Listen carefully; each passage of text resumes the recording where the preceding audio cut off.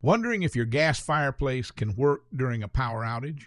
The good news is most gas fireplaces can start without electricity, thanks to their standing pilot systems or manual ignition features.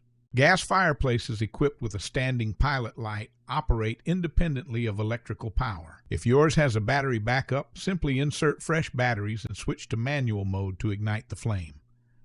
For models with no backup, you can use a manual ignition process by opening the gas valve and following safety instructions. Keep in mind, safety is essential. Always ensure proper ventilation and monitor for potential gas leaks.